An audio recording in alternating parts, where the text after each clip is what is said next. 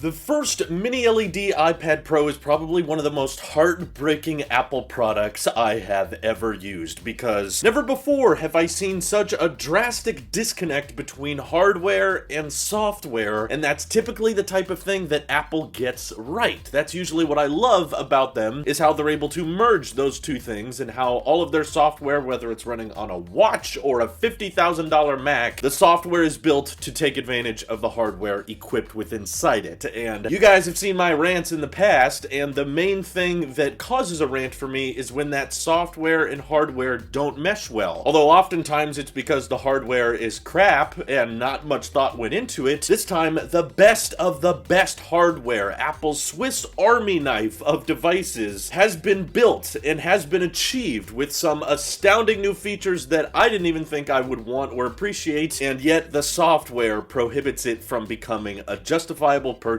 for the vast majority of people that this could be capable for, and that's why it's such a sad tale. Let's begin.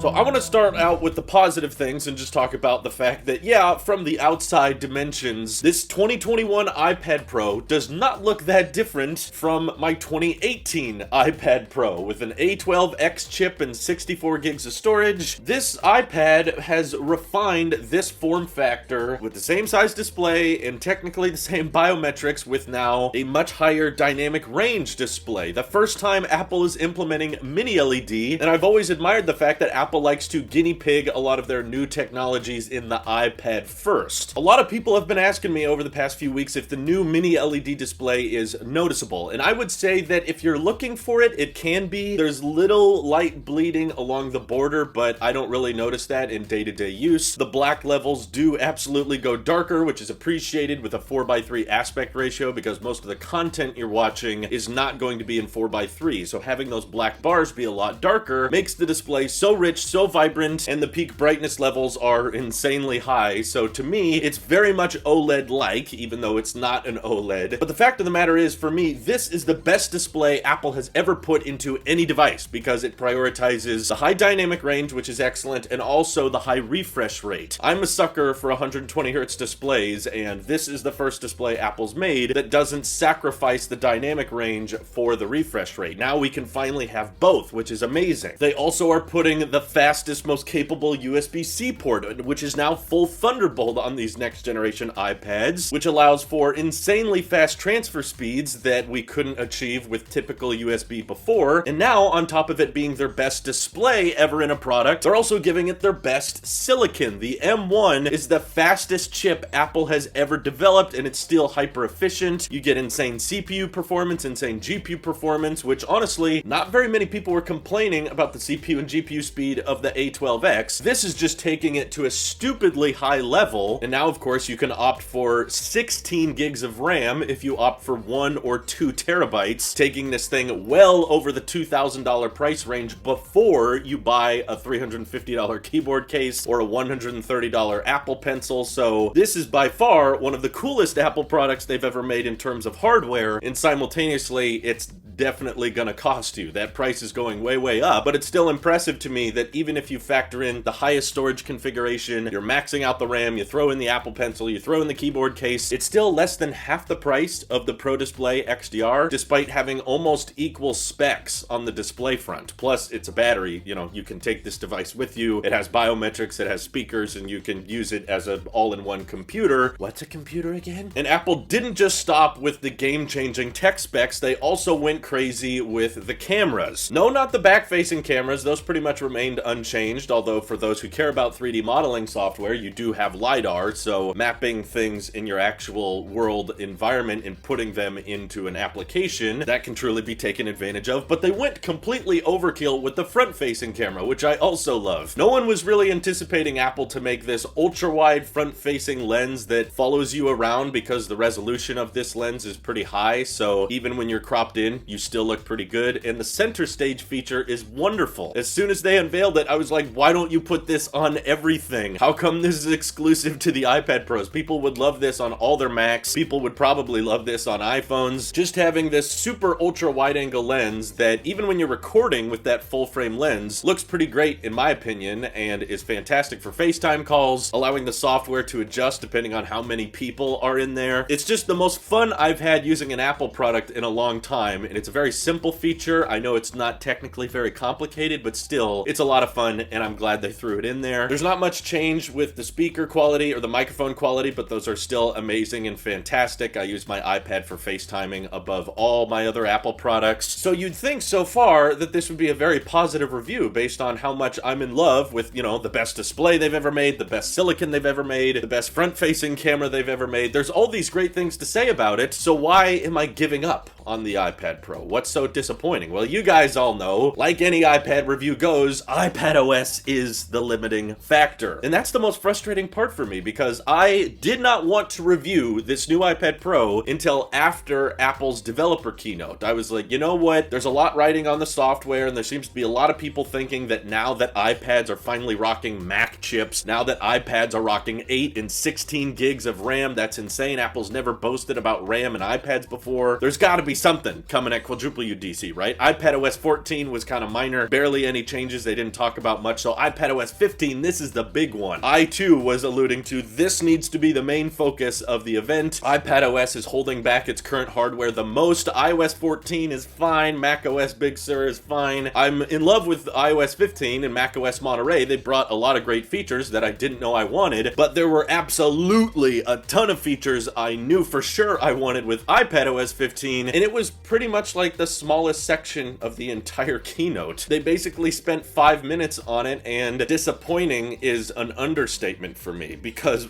practically what they did was announce that you can put widgets anywhere on the home screen, just like iOS 14. I'm not sure why that couldn't have been done last year, and announced that it's slightly easier to decide which 2 applications you can run simultaneously. The idea of having 16 gigs of RAM in a device and still only the idea of having 16 gigs of RAM on an iPad, okay? This is not basic PC RAM. We're talking about Apple Smart RAM with iPadOS, and they still only let you run 2 applications at a time. There's still no calculator app. There's still no weather app. There's a big weather widget, and if you tap on that, it opens a web page, but they couldn't even go that far, and the widgets take up so much space on your home screen that I actually think it's a step downward. If I'm looking at my old iPad that's still running iPadOS 14, you could fit a row of apps 6x5, that's 30 apps, and have widgets on the left column that you can scroll through. Because of this redesign to the home screen, you can't have that left column of widgets to scroll through anymore. You can just basically put widgets somewhere on the home screen, but now it's reduced to a 4x4 grid. So only 16 apps can be displayed here, whereas last generation you could have 30 apps and widgets on the side. Now you have this little slide over thing that blurs the entire background and gives you this widget left column, but you can't pin that left column on your home screen anymore. Plus, when you go into portrait mode, it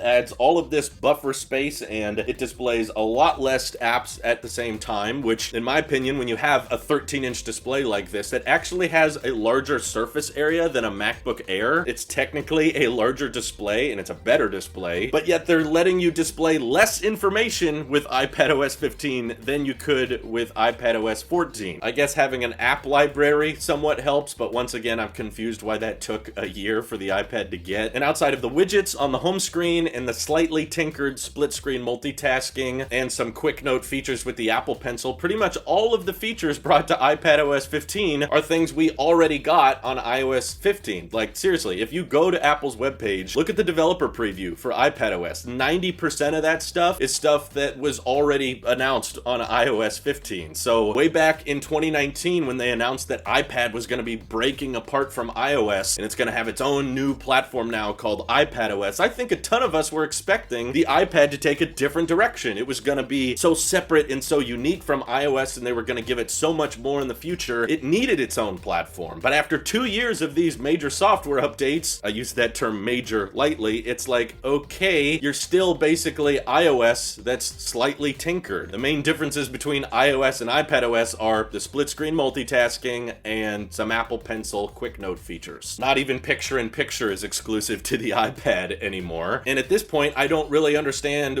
why we needed to separate iPadOS into its own platform. It would have probably made more sense to just keep calling it iOS, because that's honestly what it feels like, is just kind of iPhone slightly blown up a little bit more, allowing for some split screen, take away the calculator, take away the weather app. For some reason, it can't have that. And I know at the end of the day, Apple was not going to allow a macOS dual booting method. No matter how much I complained or argued as to why that made so much sense, Apple wasn't gonna do it, but I was at least hoping they could take iPadOS in a bit more of a functional direction, especially when you're charging Mac prices, when this can go up pretty dang close to $3,000 maxed out. Yeah, that's when you should bring some more functionality to it, especially if you're gonna be rocking a Thunderbolt port, an M1 chip, which is insanely powerful. We want some software that can take advantage of this incredible hardware. I could justify keeping this thing so easily if they just supported their own video codecs. Apple designed ProRes from the ground up, and yet iPadOS doesn't support that. And now we have this extreme dynamic range display. Can you think how cool it would be if we could actually start using this with some heavy-duty cameras that shoot at more professional file formats, whether it be ProRes or Red footage? If this supported that stuff, we could actually view our high dynamic range videos on a high dynamic range display that we could take with us. And if Apple supported external cameras, we could plug in a very high resolution image directly to the Thunderbolt port and bypass the whole importing process. Instead of recording to CFast cards, putting CFast cards in adapters and then putting those into our Macs, we could just